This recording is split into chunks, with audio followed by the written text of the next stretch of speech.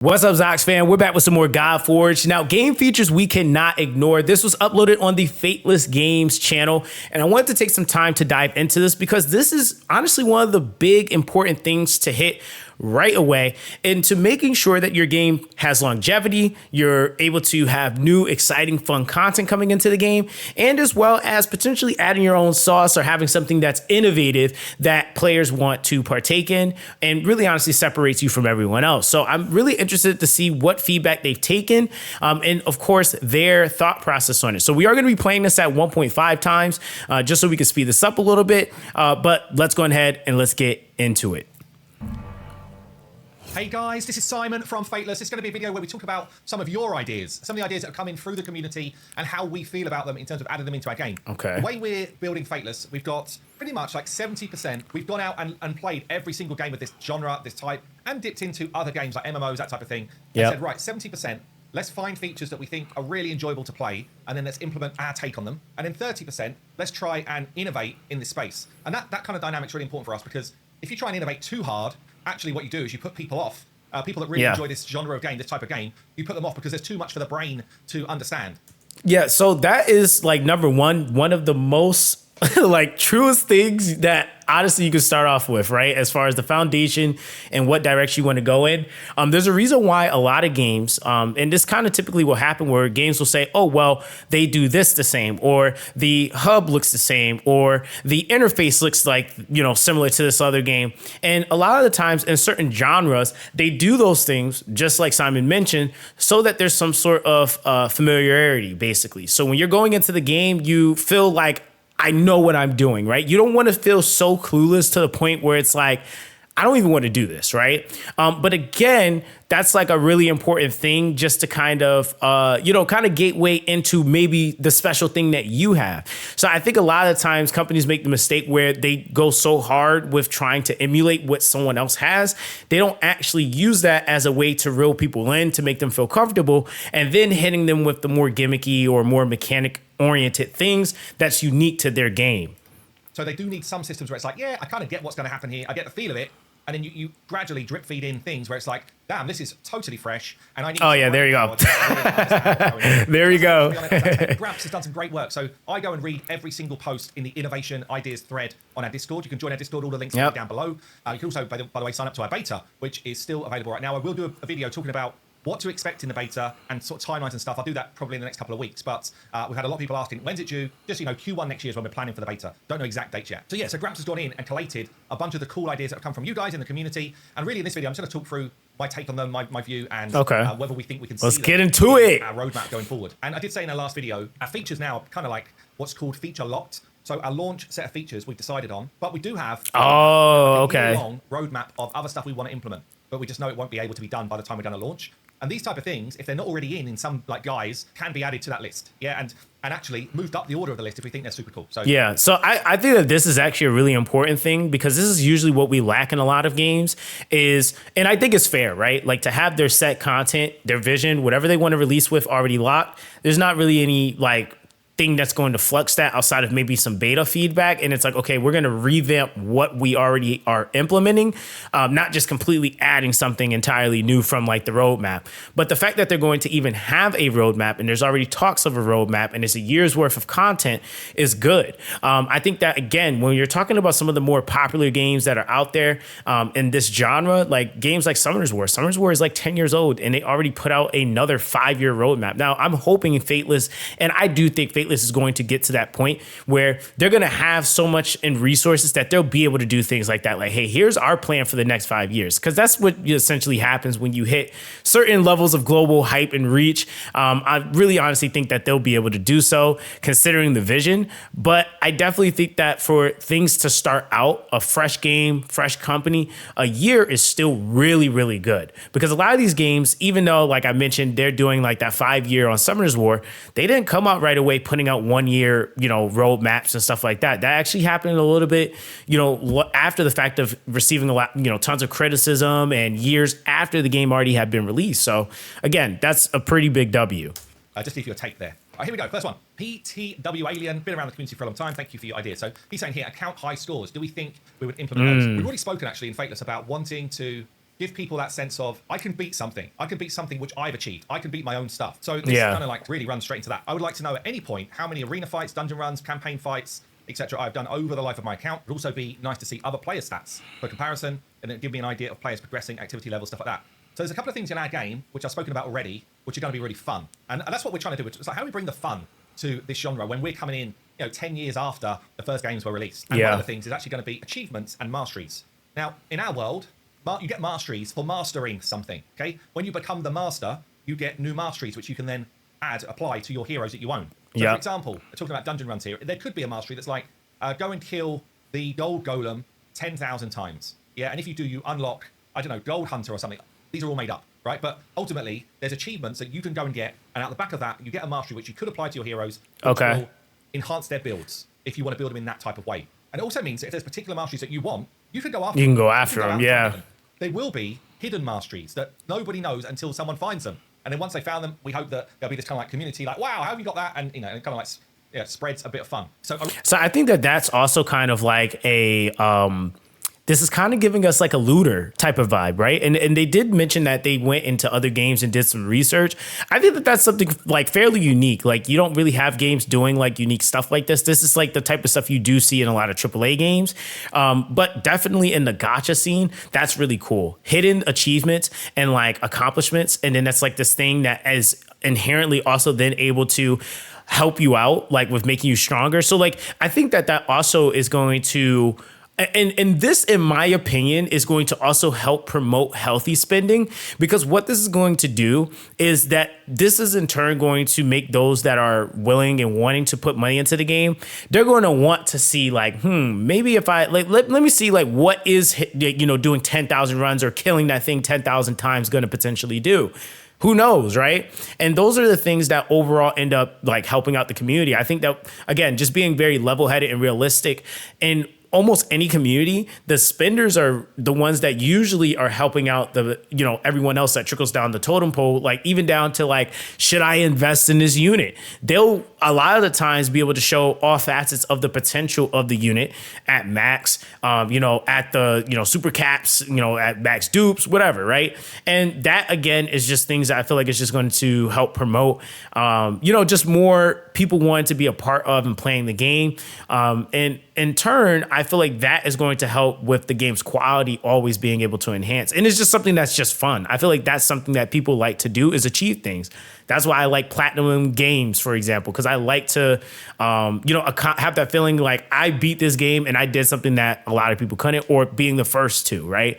So even something that would be really cool is if you're the person that figures it out, it marks your account. Like somehow within their servers, they can, figure out that, who it was that did it first. And it gives that person a specific special emblem, just as the symbol of, I'm the one that actually went and found it. But then if anyone else goes and does it after the fact, they can actually still get a symbol that looks maybe somewhat similar, but it's just the achievement, right? So I think that that's also something that could be really cool. I really like this idea by Alien. This is definitely something that we're looking to do, like a page on your account where you can just flex. Yeah, this is definitely something along the lines of what we want to be doing. Okay, next one up here. Who's this one? Yes Tomorrow. Actually does tons of suggestions. Thank you for that. Enemies attack their own team. Interesting. Have champions abilities in the game to force an enemy to attack their own team through mind control, glamour, confusion, with a percentage chance. Okay, Berserker. Percentage chance to attack allies and raise attack, but percentage chance to attack you as well. That's very cool, actually. Can add higher crit as attacking own team surprises them. Lots of ways to make this interesting. This is literally my first read of the list that Gramps has done. So some of these I don't really want to talk about. Yeah, that's going to give so much. I think it's a great idea, Yes Tomorrow. And I'll tell you what I'll say on this one. Let me know in comments down below. How do you feel about this? Let's say somebody whacks you with an ability where instead of you attacking the enemy for the next round, all that happens is your team attack each other. How do you feel about that? Let me know down below. Really I think that would actually be really nice. I think that's also kind of a nostalgic thing. I think that was like one of the scary things about playing certain games. Like I remember playing Final Fantasy and getting hit with an ability that caused like some sort of like confusion, and I like know how strong my character is, and I'm sitting there like, holy crap. I am praying that I don't hit myself right now because I'm going to hit myself for 9,999 damage. Like, I think that that's something that is like really, really cool. I think that that also would be something really unique, especially for that potential chance to turn the tables against someone that might be slightly stronger. I think that that's also kind of like one of those things I've seen like in games like Epic 7 is like, you know, if you're somewhat close, even to a person that is, you know, just again, more of a veteran, there is still there's a slight chance, depending on, you know, who you might use, that some RNG might kick in and you might get lucky. So that's like, to me, is kind of like an RNG thing. Like, it probably wouldn't be the highest percentage chance of it happening, but if it does happen, it's like, yeah, this could finish that team, right? And that could like completely turn the tide. I think that that's just something that's fun to maybe mix things up, at least for me personally, right? So yeah, again, let me know how you guys feel about that in the comment section. Out here, toggle portrait and landscape. No idea how it's viable, but it would be lovely to be able to switch between portrait and landscape modes without a functional with a functional UI. So you're saying that you want to be able to play on your phone in portrait, I guess. Yeah. Definitely not something we have spoken about. It might be really difficult with the way we're doing combat and stuff like that. Like, there's areas of the game where I can see this being very valuable. Like, let's say, I don't know, you're just doing like gearing or gear cleansing, stuff like that, and you know, you're traveling and you just want to have it in portrait. It's not something we've got on the page right now. But I will speak to our UI designer. I'm not sure. I don't know if this one. A lot of the times with these ideas, it's like value versus effort. Honestly, that's just the absolute honest thing. It's a bit like the cameras, right? Value that we would gain versus time and effort to implement. Every single thing we've got on our roadmap. We're in a sprint right now. We're actually in a milestone right now. We've got a number of sprints, and in those sprints, each of the developer team, each of the design team, the art team, we allocate jobs for them to do, right? And it's like, oh, okay, in this 2 weeks, I need for a developer to implement how weapons will drop. Okay, and it sounds like that's so easy. Yeah, it's not. It's not. The map works. I've got to make sure that it's scalable throughout the whole game. All of these things take a lot of time. So sometimes adding in nice to haves like this would just be pushed down the bottom of the pack, honestly. It's not a bad idea. I just don't know if it's going to be in. Endless boss rush. So what's this? How's this ramps? Start with a new boss, then there's a turn timer when the next boss spawns. Over time, stronger bosses start spawning faster and faster until you get destroyed. Yeah, this is a cool idea. So at the moment, it's not planned for launch, but there's definitely been talk about this because of our map system. We actually got this kind of like modular system where we could, if we wanted to, each map's almost like a Lego brick. We could spawn brick after brick with different environments if we wanted to, and do something like this. This is a cool idea, I think, for an event. So if we were going to do like an event, that does seem fun. I don't know, like all of the moons aligned in our world and the bosses were able to come together. Whatever lore we decide to do, this could be a lot of fun. So yeah, I like the idea. Who we got here? Mathorian, again, been around the community for a long time since the raid days. Actually, him and Taco back in the day when I was streaming. Honestly, it was the most bizarre streams. Like Mathorian was like, bam, there's 100 subs on. There's a lot of money, by the way. And then Taco was like, bam, I'm dropping 100 subs. I was literally losing my mind at this point. It was back in the early days on Twitch. Very, very fun, actually. Good to see him still around the community. So we got here, dynamic GM started content. Okay. GM. I'm not sure this entirely fits in the context of this kind of game, but I really do like overarching events that actually adapt. Events that adapt based on what the community is doing and where the community is. These events will be started by a games master. Yeah, so more like a D&D style. Yeah, you know, we've had conversations about this type of stuff a lot, actually. And that implementation versus reward for the player. These work really well, I think, in games where you have one hero that you're building out and then choices to make. What we were finding, so let's take an example of where this could work in our game and something we spoke about doing, but we're probably not going to do. Yeah. So we were thinking, choose your starter hero, like this type of game does, but the starter hero that you pick starts you in their own world, and then the subsequent kind of like rewards that you get early on and champions that you grab or cater to that based on your start point. Yeah. So really fun start to the game, right? But also challenges of, you know, what if I went the wrong way? What if I'm now behind my buddy who seems to have gone like a more of an OP route? And also challenges of, okay, for that first week of gameplay, I feel like I've got my own experience compared to the next guy. But eventually, with this type of game, the paths do need to merge into the same. Exactly, yep. Ultimately, you're going to be fighting the same end-game boss, the same dungeons, that type of stuff. So that kind of got scrapped for tons of extra work for relatively low impact to the player. That's where we got to. It's like, actually, it feels like... Yeah, I feel like that idea would be like really OP if like again, you like, it's just like that effort, right? Like being able to implement that. And I feel like the scaling, even with an event like this, is something that could work, right? But I do feel like this is something that might come potentially a little bit later, just so that people have more things developed to really be able to partake in it. And then really trying to find a way that for a turn-based game, that is, you know, usually typically consistent of 4 players. Like, is this going to be something where whenever you do it, it's going to have potentially, some like co-op action. So you got to actually take one of your characters and link up with another 3, or is it going to be your own set team going throughout these events, and then based off of just what you're doing is going to affect everything essentially. I do feel like this is definitely like a high effort type of event, but it would be really fun. But I will say, I personally feel like this is something that they would be able to really execute or add later, especially once they have, kind of more of an idea, and as well as just us as players, which he keeps mentioning, like what is the value for the player. Players really feeling like they're able to actually partake and do it, I think is also another thing too. So again, there's a lot of different aspects, but it's a good idea. Okay, we get this initial hit of fun, but you're kind of creating 3 lots of work of the same stuff, which is only really the very early game. So we kind of scrap that. But I don't mind the idea of, let's say we're going to do, say a world boss. We're going to do world bosses as like now and then. So could the community basically forge a way to decide which world boss is going to drop? That's interesting. And then forge that would be cool. How that event runs. Maybe. It's an interesting one. I like it. I don't know exactly what we could do with it, but I do like it. Okay, boss destroys area over time. With the environments being destroyed, who's this? Nicholas LP. A cool boss mechanic for, let's say, a Kraken could be a piece of land that gets destroyed each big boss nuke, meaning that all the land will be destroyed in, let's say, X nukes, and you have to kill the boss before all land is gone. Fun idea, actually. So, that is cool. Bosses with like phases or time. So, I don't want to say too much on this because I don't want to spoil some of the boss stuff that we're going to drop. But we haven't necessarily spoken about this exactly, but it's a cool idea. But yeah, we have spoken about some very fun, more MMO style boss fights. Okay, yeah. So, MMO style is always great. That was going to be sick. Collect creatures over time that can be sent to dispatch missions. These missions would vary in time. We've seen this type of thing in this sort of genre. I do like it. I've actually got a cool idea around creature collection and something else that we're going to do with them. But that's more like a longer term on the roadmap, which I think is going to be actually sweet. But yeah, this type of vibe, I think we will have something like it in the game. One click. Okay. Swap. Who's this one here? Very active in the Discord. For PC, please allow multiple clients to be ran at once. Interesting. We're actually just having our launcher built right now. In fact, it's almost ready to go. I can ask them about this type of stuff. For mobile, allow people to switch between accounts seamlessly without the need to relog. If this isn't already on our kind of like board of things to be done, I will make sure it is added because it's a great idea. Picture-in-picture support. Yeah, that is a good one. This one here, Adam. Picture-in-picture support so people can multitask, watch Netflix. Oh, I see. So what, you basically minimize your game? Yeah, minimize the game. Yeah. Still being able to use your device. I don't know the technical side of that. I think it's a good idea.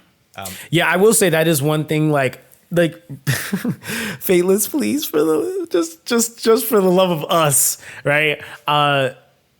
Please allow players to be able to do other things, right? Because I think that you'll realize more than not, you'll get more playtime on your game when players are able to, and this again is just kind of playing into the idea, which I think most people are kind of aware of, is short attention spans. Really honestly being able to take advantage of the idea or the fact that players have these very short attention spans and allowing them to be able to do things like the watching Netflix, browsing their socials, but then still being able to play their favorite game. I think that, like, for example, one of the things that, like, I've been playing Raid a little bit more recently, and like one of the things that kind of annoys me is that, like, if I stop and swap over real quick to something, one, it completely takes me out of the app. Then two, it's like it goes to back into the game, and in most games it would continue to play, but in Raid it pauses, and so it's really like inconvenient because sometimes I'll forget to hit continue, and then I come back and look at my screen and I'm like, oh man, like it's been sitting in this dungeon not even doing anything. So I feel like, you know, those little nuances really do make at least eliminating those really make a big difference, and making sure that players are able to get more out of their experience in your game. So I think that this is something that also can be super huge to giving just an overall better experience. And I feel like it's going to be a really high return when you're talking about that value, essentially for players. Yeah, if you're just doing like 50 multi-runs or something and you want to do something else on your phone without like melting your leg, I think that's a cool idea. Link Gear Champs in chat. Yeah, love this idea. Cosmic Winter King, again, very active on the Discord. Thank you for that. Yeah. Does love boobies. I've got to say, he's a bit like our art director. One click, link heroes to view in chat. My heroes, these sets, these masteries, let me link the entire hero. Yeah, Epic 7 do this really well. Same thing for gear, instead of having to main sets. Yeah. We definitely want to do this. Pre-release pulls. Have an event where prior to release, people get to pull one or few summons and keep those heroes on release. So mythology here, this sounds very similar to what Dragonair did for their kind of like pre-release event. I loved it. I think it was a brilliant piece of marketing from Dragonair. Like, I'd say they had way more players on launch than they should have done because of this event. We want to do the same thing. In fact, we've got this idea for Gamescom where people could kind of do this in person with that's sick style. So I guess watch this space as we flesh that out. But yeah, cool idea. I think that would be really cool because it kind of reminds me of like, I don't know if you guys remember like the, was it the mystery box or mystery? I think it was the mystery box, but basically like GameStop used to have events where like players could go to their locations and they could get like an exclusive Pokemon, like a mystery egg or something like that for a legendary. And like, it was just a way to kind of bring them into the store, but also like, you know, just that community is just something that the company did for the community that kind of had them, you know, kind of just linking up and like, you know, just kind of, you know, just really interacting with each other. It was just kind of like a community thing, which again, I will say community oriented things really are what keep these games going and thriving. So yeah, that type of stuff would actually be really good. I feel like most games that typically do these like web events before the game releases where you're able to get something unique like a pet or a character to start the game off with, that's a really powerful thing and it hypes people up. It's just another thing for them to feel like they're already playing the game. I think that's the big thing that comes out of that. It's like they already feel like, oh wait, I'm already starting to get champions and I'm not even in the actual game yet. And so it's just really, really cool. Definitely want to be involved in it. Point capped dungeon. For example, who's this? Yestermorrow. For example, the dungeon's point limit's 1,000 points and the way it works is a legendary 500 points. Oh, I see. So you're only allowed to hit a certain point limit with your team. This is a cool idea. So we're definitely going to have something like dungeon mutation. I was about to say like a dungeon, like exclusive dungeon. If you hit certain criteria, this feels like an idea of what a mutation could do or a vibe of how that could work. But I do like it. I do like this idea quite a lot actually. So certainly in our PvP, like our normalized PvP, where you're basically going to be using champions that not necessarily from your account. This could be cool. It could also be cool for like a PvP tournament using your account, where again you're only allowed a certain class of hero to enter. Yeah. It's a cool idea. One click, clear all red dots. Yes. You know why they do the red dots thing? It's literally to make sure that you're going into different areas in the game. Like, the more I'm in this developer space, I'm like, oh, I kind of get it. It's really annoying, but I do kind of get it. It's like, oh, don't forget to go into the market. You might find something cool. You might see something, yeah. News for the day. Don't forget to go and collect your daily reward. Don't forget to do your daily quests. All of that stuff, it's basically just giving you signals to be like, okay, you're going to clear it out, but you might actually go in there and say, oh, yeah, I'll just do those things. And obviously, people want you to stay on the game. That's the idea, right? So yeah. So this is all retention, right? I think that like as much of a nuance or annoying as it can be, yeah, it's a retention thing. I think also like more than not, you find people forget to do things, and then you know you have on the latter side, which I guess is kind of the devil's advocate. It's like, oh man, I forgot to do my dailies today. I forgot to go and check the shop to see if there was a premium crystal in there for me to be able to claim today. You know, like etc. Right? There's a lot of different things that can come from that. So I think that again, yeah, it's a good idea. But there's also like there's always a give and take to a lot of these things too. It's like it's just how it is, I guess. One place where I promise this is going to happen, and design team, Saf, make sure you write this one down. When you have got heroes that you've collected for the first time in like an index, I don't know. See, there's two things, right? You tell me what you want. I can either put in there a button that just says clear them all. I don't care. Or if you click into them, then do you want a reward for clicking on them? Like loads of these games, it's like, oh, I'll get 20 gems. I just clicked on a dude that I've got. Oh, I clicked on their lore button, 20 gems. Like, yeah. Do you want that? Give the gems. Give the gems. In the fusion. So he's talking specifically about like a fusion thing. But anyway, I kind of get the vibe. The red dots, let me get rid of them. I get it. Robust clan messaging methods. This is Illuma Living. There needs to be a robust system with a way to message others who are not online in-game. Ideally, there would be options for world chat, deal drop. Yeah, it's a bit more just like a mailbox for conversation, I guess. So definitely we want to bring a decent chat system into the game. We want it to work for your guild, for clans. We want to have a more simple way to link towards your personal clan discords and stuff like that. So this is a cool idea. Definitely something on our radar. And then the last that's really good. Get your ideas in front of us. This is Gramps. Well done, Gramps. Give us a bit of advertising. Head over to the Discord, which is thriving right now. We've got over 20,000 people, 21,000 people in the Discord. You can come in here, click on either the innovation ideas section or come into like the game ideas mega thread, create your own thread, and yeah, let us know what you think should be added into the game. You know what I really like seeing? It's where it's like mini features or ideas for bosses or ideas for quality of life improvements. All of that stuff is great because we can still tweak some of our game design. What's less helpful is to be like make game good. Yeah, make game good. Absolutely. On the core of everything we do is like, is this actually going to be fun? Is this actually going to be cool? Now, we're going to make mistakes along the way, don't get me wrong, but the core of what we're doing is, can we make a really great game? And that's what we're trying to do. Anyway, come and join us in the Discord. As I say, I'll pin all that stuff down below. And All right, guys. So obviously, shameless plug. It's already on the screen, so you might as well check it out. I did a podcast recently with Fateless, which was really cool, man. So again, once again, shout out to them for that opportunity. But yeah, so I would say for this specific video, it's just really going to be important to making sure that we kind of understand. I'm even going to go in there and give some feedback specifically on bosses because I got some really unique ones. Just some companies I've been working with. And I was like, ooh, this might be something that they could work in and, put their own unique spin on that actually might do really well. But I definitely think that, guys, this is a unique experience. Give your feedback. This is something that more games need to do. This is why I believe that this game is going to be one of the best in the market. It's just something that I feel like is breathing success because they really are taking consumers, I would say what consumers think to heart and they value it. And they're actually, really taking the time to dive deep into and already have started to implement some of those things even in this future roadmap. So again, really, really excited. Let me know what you guys think in the comment section down below. Everyone, stay blessed and I'll catch you guys in the next one.